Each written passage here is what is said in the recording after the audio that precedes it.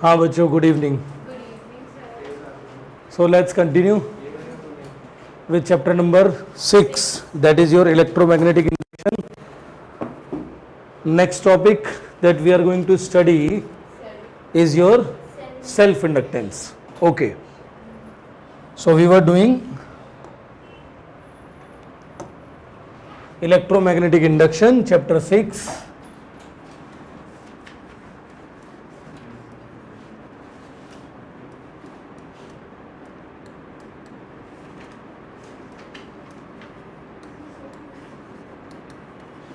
Electromagnetic induction.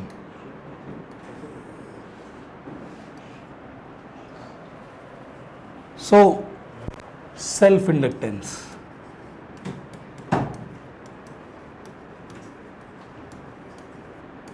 तो बेटा बहुत ध्यान से समझेंगे सेल्फ इंडक्टेंस क्या होता है. लिखिए, डेफिनेशन लिखिए पहले, then we will understand what is self inductance and how it is being developing in an inductor. Right, it is the property of a coil. It is the property of a coil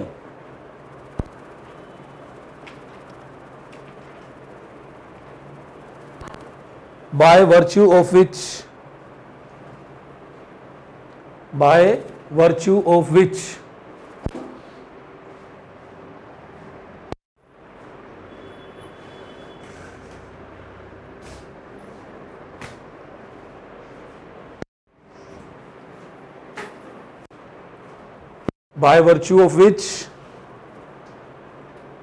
the coil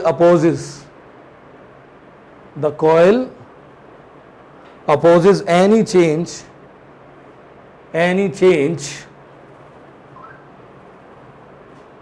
in the current flowing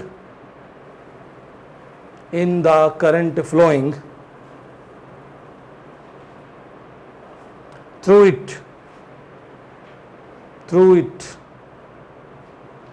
by inducing an EMF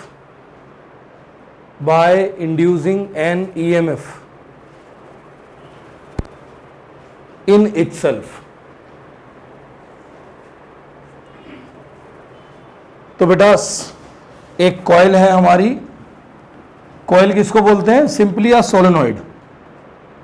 जो आप solenoid पढ़ के आए हो पिछले chapter में, आप यही मान लीजिए this solenoid is a coil.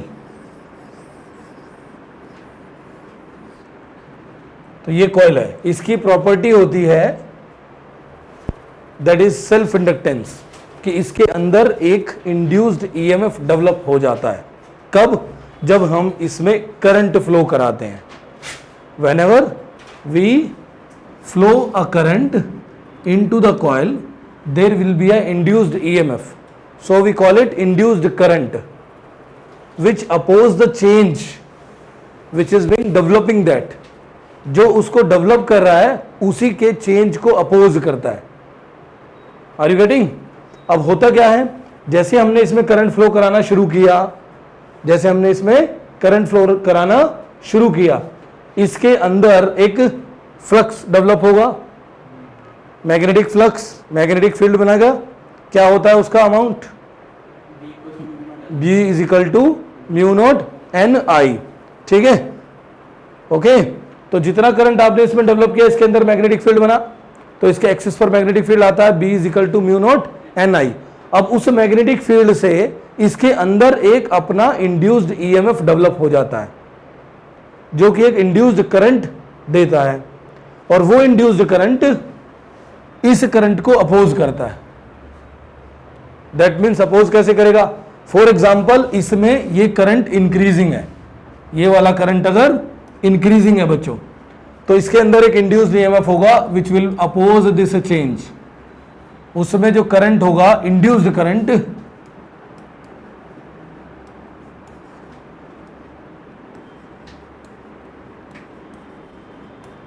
which will be in opposite direction if this current is increasing. This is first case. अगर ये वाला करंट मेरा डिक्रीजिंग हुआ, ये वाला करंट आई, अभी डायरेक्शन यही है बेटा, डायरेक्शन अभी यही है, लेकिन ये डिक्रीजिंग है। इंक्रीजिंग कब है और डिक्रीजिंग कब है? जैसे हमने सर्किट को कनेक्ट किया बैटरी से, और जैसे हमने बैटरी को कनेक्ट किया यानी कि स्विच ऑन किया, तो जैसे ही स्विच ऑन होता है, इसका मतलब ये तो नहीं है कि एकदम से करंट जो है 0 to 10 पहुंच जाए। For example 10 ampere current flow कर रहा है, तो एकदम से 0 to 10 करंट तो नहीं पहुंचेगा। करंट कैसे पहुंचेगा? 0 से 1 2 3 4 5 6 7 8 9 10। इन द सेम वे जो इंड्यूस्ड करंट है, जो इसको अपोज कर रहा है, वो भी 0 से 1 2 3 4 5 6 7 8 9 10 अपोजिट करंट इसमें डेवलप हो जाएगा, और फाइनली क्या होता है, इसमें करंट फ्लो होना बंद हो जाता है after a saturation state.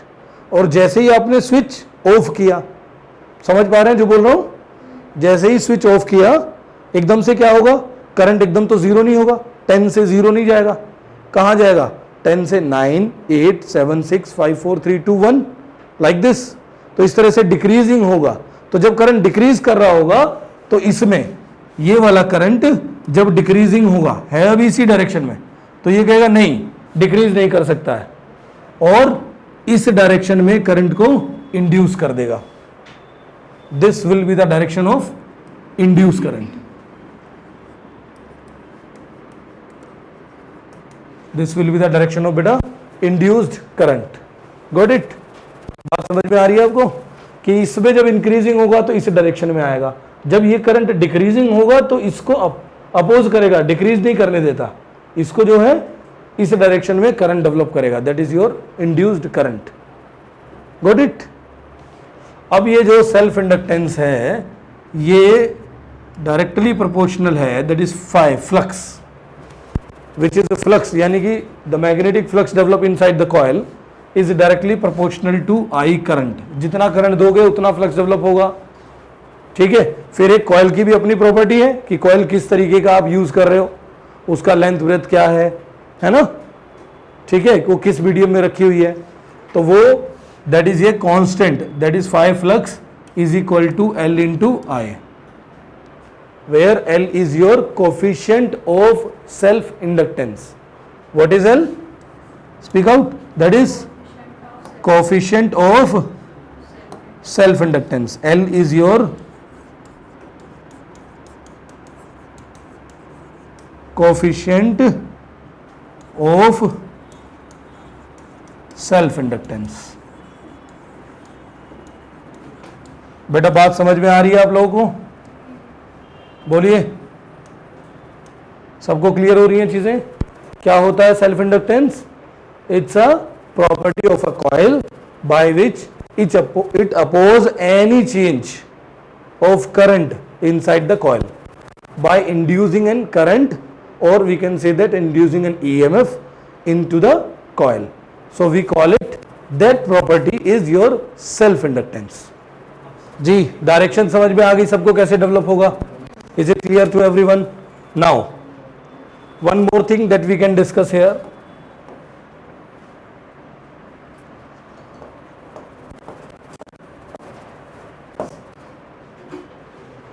Now if we differentiate this, that is d phi by dt is equal to L di by dt। बेटा नेगेटिव साइन लगाएंगे तो minus d phi by d t which is your EMF minus L di by dt। ये एक relation बना। Rate of change of current, that is your EMF developed. इसका भी इस्तेमाल करेंगे बेटा। ये भी एक डेफिनेशन बनेगी। क्या बनेगी? अगर rate of change of current हमारा कितना है 1 ampere, okay, so the self inductance is equal to the EMF into the circuit. अभी बताएंगे। The unit of L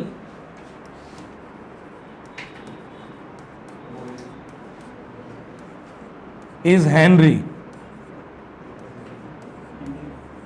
capital H।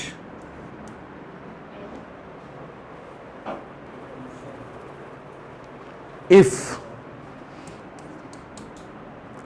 di by dt is 1 ampere per second, then EMF developed into the circuit is equal to minus of L. EMF developed into the circuit is equal to negative of self inductance. So you can define like this also. You can also define self inductance like this. Got it? Next देखिए बच्चों, note कर रहे हैं सब लोग? सबको समझ में आ रहा है? सेल्फ इंडक्टेंस क्या है? It's a property of a coil which oppose any change in current. Okay, next देखिए बेटा, coefficient of self inductance that we are going to calculate.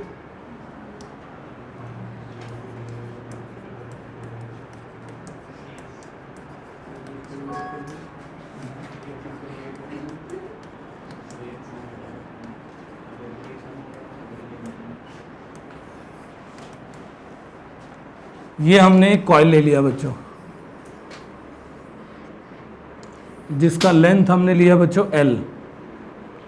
L is the length of the coil, where A is the cross section area of the coil. Let's suppose it is been connected by a battery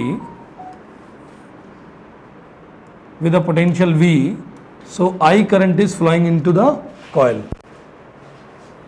Okay, now the flux phi is equal to L into I. This is the relation, write it first. Flux को एक तरीके से और हम लिख सकते हैं phi flux N B ए cos zero. यहां तो जीरो ही बनेगा. ए क्या है? Area of the coil. A is what? Area of the coil. L is the length of the coil. So we should write it.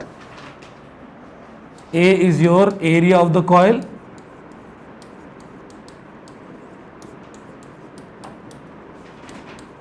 Capital N is your total number of turns.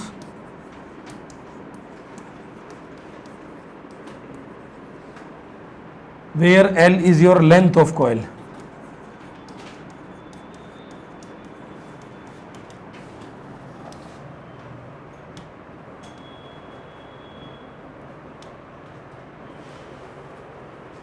So we can write phi flux which is equal to NBA cos 0. Okay, लिख लिया? This is your flux. One more thing, that is B, which is magnetic field inside the coil, is mu naught. Centre पर कितना आता था? N into I, यही आता है बेटा. तो इसको हम क्या लिख सकते हैं? Mu naught capital N upon small l into I. That is also correct. Yes, put this B over there. We can write phi flux. This is your equation number 1. यहां पर पुट करते हैं तो हमारा फ्लक्स आएगा बेटा, B का value गया तो N into mu naught capital N upon L into I into A cos 0. cos 0 is your 1. इसको बेटा इसके नीचे ले जाओ, करंट को, that is phi upon I which is equal to L, self inductance. RHS में क्या बनेगा? N square mu naught A upon L. तो ये वैल्यू किसकी होगी हमारी? सेल्फ इंडक्टेंस की. यानी कि सेल्फ इंडक्टेंस की डिपेंडेंसी किस किस पर आ रही है बच्चों? Mu naught, that is permeability of free space और the medium whatever be. A is your area of the coil, N is your total number of turns, where L is your length of the coil. Okay, तो इस पर dependency है हमारी किसकी? Coefficient of self inductance. Clear? Note कीजिए. तो ये calculate करने के लिए आता है।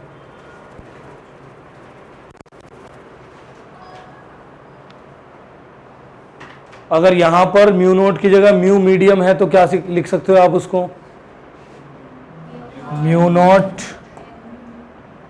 की जगह म्यू मीडियम है, that can be written as if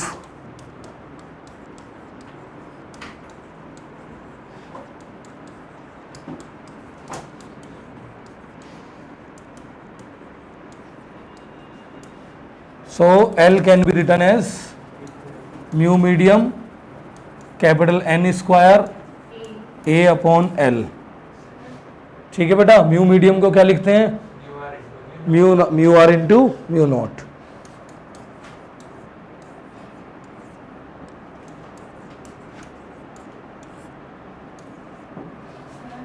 हाँ बेटा,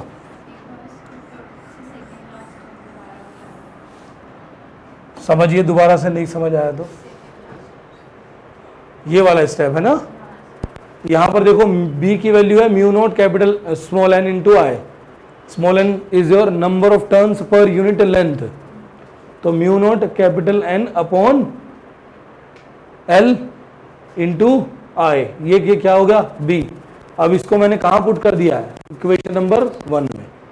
इसको मैंने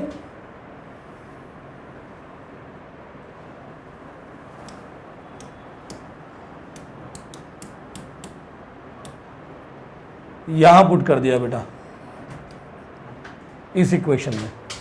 तो ये रिलेशन आया हमारा सिंपली। अच्छा, म्यू नोट अपॉन आई क्या होता है? म्यू नोट अपॉन आई क्या होता है? एल। तो that is equal to L. तो ये वैल्यू किसकी हो गई हमारी? एल की वैल्यू होगी।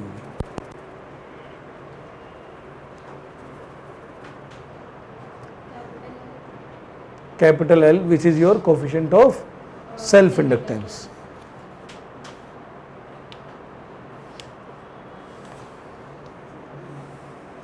नेक्स्ट टॉपिक डालिए।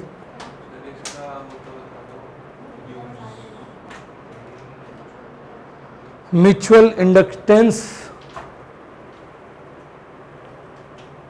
और म्यूचुअल इंडक्शन। नेक्स्ट टॉपिक डालिए। Noted?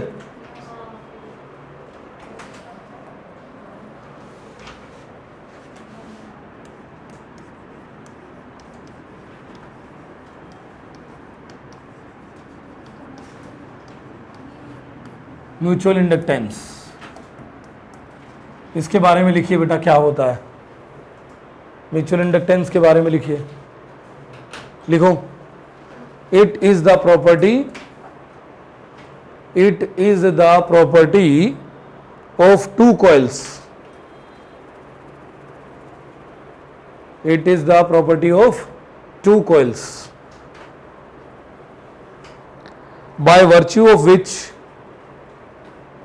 by virtue of which each coil opposes any changes in current. Each coil opposes any changes in current flowing through the other coil. By inducing an EMF.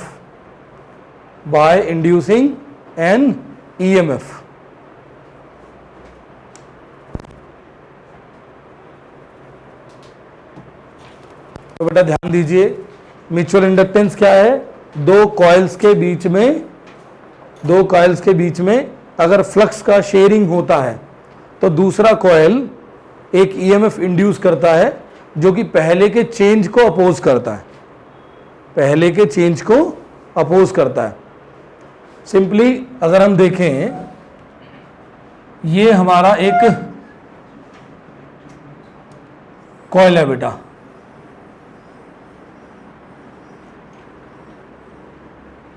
ठीक, और इसको मैंने S1 नाम दिया, that is your solenoid 1 या coil 1, ठीक। इसका area जो है that is the area of this coil, ये हमने लिया है A1, ठीक है। और बेटा एक दूसरा कॉइल जो इसी के अंदर हमने प्लेस किया हुआ है,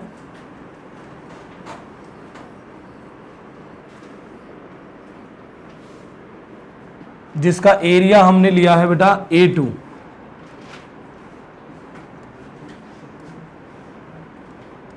the area is A2, length is also given that is your L, length तो बेटा दोनों का बराबर है, L है, ठीक। और इस वाले सोलेनॉइड का हमने नाम रखा है S2। तो S1 में एक करंट फ्लो कर रहा है बच्चों, जिसका जो है हमारा I1। S2 में I1 फ्लो कर रहा है? नहीं, S1 में I1 और S2 में I2 करंट फ्लो कर रहा है। बेटा कलर थोड़ा सा चेंज है, मार्क ठीक है, ठीक है।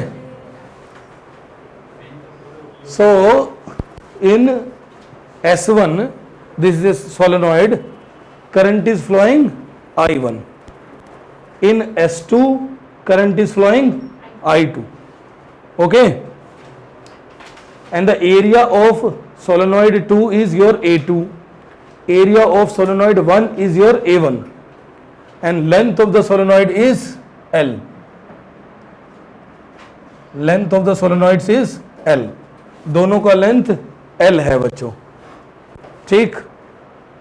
अब ध्यान दीजिए, अब यहां पर क्या हो रहा है, एक के करंट से दूसरे के अंदर फ्लक्स डेवलप हो रहा है, ठीक है।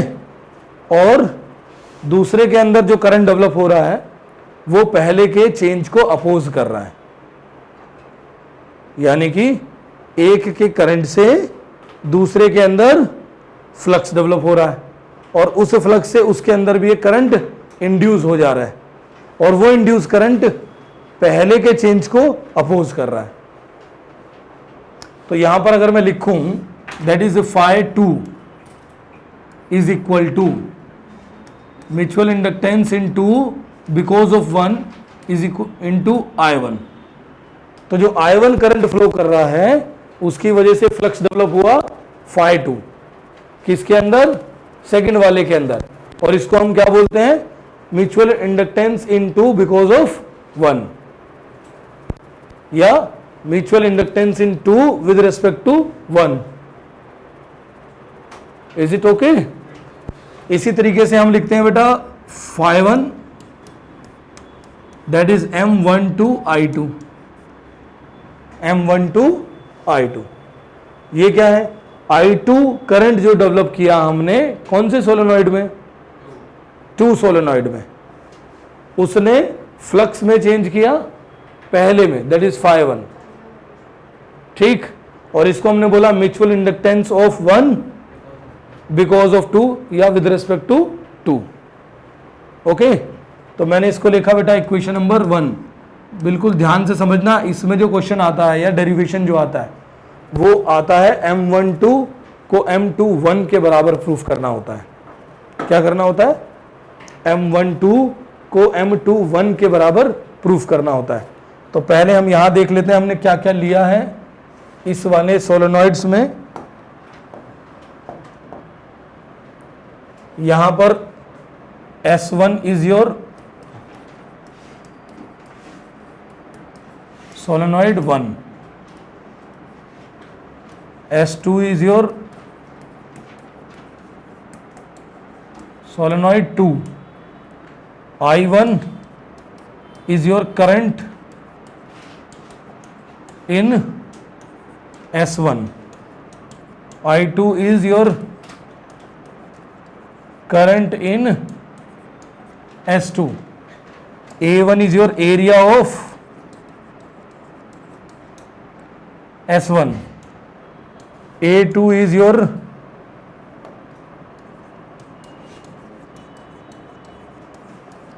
area of S2, ठीक। L is what, L is your length of S1 and S2, दोनों का लेंथ बेटा सेम है, length of S1 and S2. We need to prove that M1 is equal to M21 is equal to M12, यानी कि mutual inductance between 1 and 2 is equal to mutual inductance between 2 and 1, both are same. We have to prove. ये proof करने के लिए आता है exams में, ठीक है. तो बहुत ध्यान से समझना, बहुत कंफ्यूजन रहता है इस डेरिवेशन में, इस प्रूफ में बच्चों को, और इसको कैसे करेंगे पैरेलली, किस तरीके से प्रूफ होगा, तो बहुत ही ध्यान से हमें समझना है.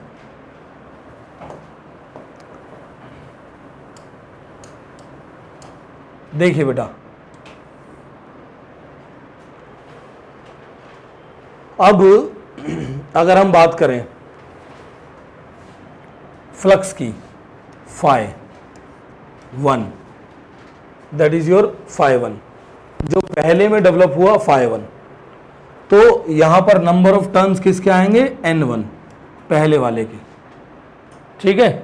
और मैग्नेटिक फील्ड किसने डेवलप किया इसमें फ्लक्स देने के लिए, सेकंड वाले ने, that is your B2. Area कौन सा होना चाहिए, एक बात सुनिए जरा ध्यान से, यहां पर शेयरिंग एरिया हम लेंगे, शेयरिंग एरिया, यानी कि अगर हमने करंट 2 में बनाया, यानी कि हमने 2 में करंट फ्लो कराया A2 में, ठीक है, तो इसमें फ्लक्स डेवलप हुआ हमारा with the area A2, with the area A2, और उसका शेयरिंग कितना हुआ S1 के साथ with an area A2 only. कितना शेयरिंग होगा, A2. तो ऐसे समझिए, एक बाल्टी पानी है और एक ग्लास है, ठीक है, तो ग्लास और बाल्टी में पानी का शेयरिंग कितना हो सकता है, एक ग्लास केवल, यानी छोटा वाला पार्ट. अब अगर यहां हम देखें, जैसे ये हमने लिया बड़ा वाला, तो हमारा बड़ा वाला क्या था, दैट इज योर A1, ठीक है, और दूसरा हमने लिया छोटा वाला एरिया, जो कि हमारा क्या है बेटा, A2, ठीक है. ध्यान दीजिए, अब A1 एरिया से, यानी कि जो सोलेनॉइड 1 में फ्लक्स डेवलप हुआ, उसकी शेयरिंग 2 के साथ कितनी है, A2 ओनली, ठीक है. अब देखिए, जो फ्लक्स A2 से डेवलप हुआ, उसकी शेयरिंग A1 के साथ कितनी है, A2 ओनली, है ना. तो यहां पर एरिया हमारा क्या आएगा, A2 आएगा ना. तो हमने लिख लिया बेटा इसमें A2, that is your A2, कोस 0, है ना, तो कोस 0 हो गया 1. अब B2 देखिए, B2 क्या होगा, that is mu naught N2 I2, सही है, बोलो, म्यू नॉट N2 I2, ये होगा B2. इसको ऊपर वाली इक्वेशन में पुट करेंगे तो फाई फ्लक्स क्या हो जाएगा हमारा, φ1 is equal to N1 mu naught N2 I2 A2, ठीक.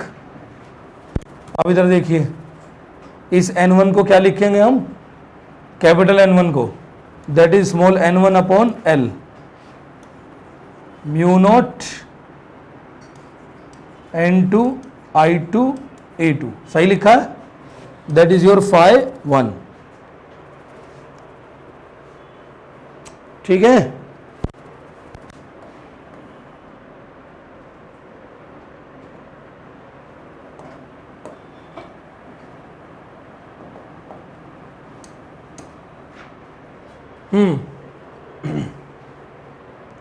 अब देखिए जरा ध्यान से, यहां पर हमने इस I1 I2 को इसके नीचे ले गए, इस I2 को इसके नीचे ले गए हम,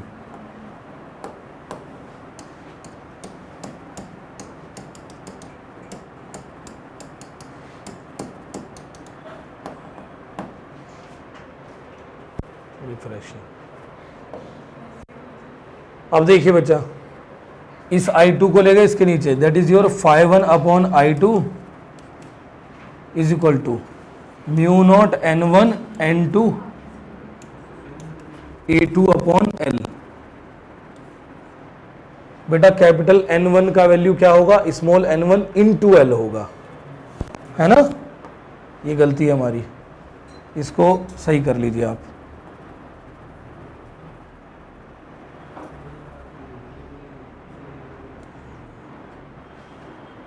mu naught N1 N2 A2 into L, और ये किसका वैल्यू है, वहां से कंपेयर कीजिए, phi1 divide by I2,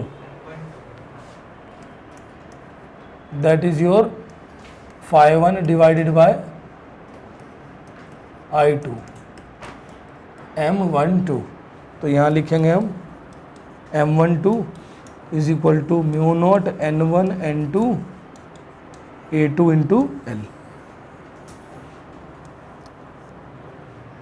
in the same way अगर हम इधर आ जाएं, अगर हम लिखें phi2 is equal to N2 B1 A2, सही लिखा है, जरा चेक करो।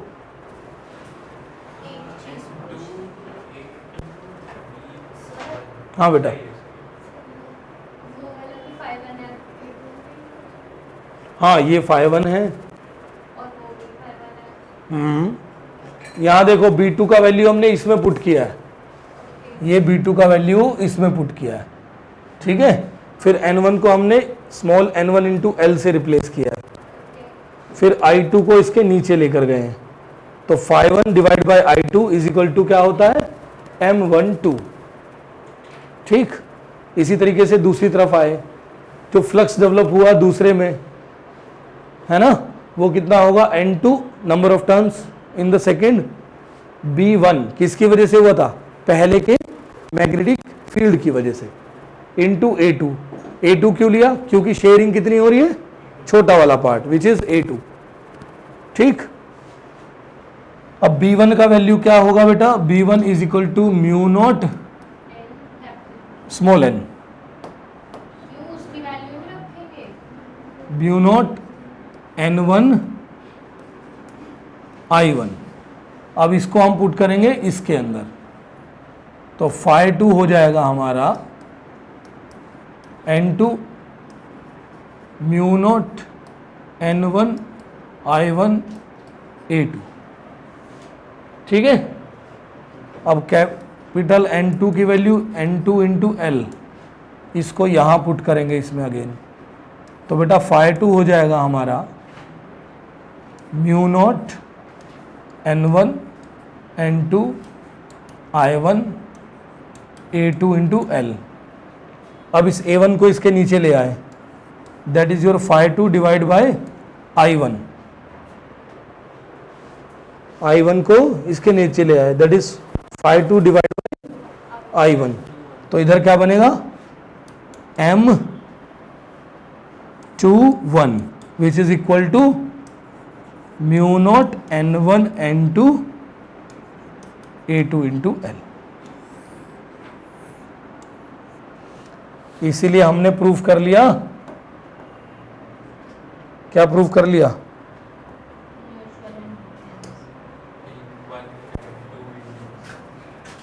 M12 is equal to M21।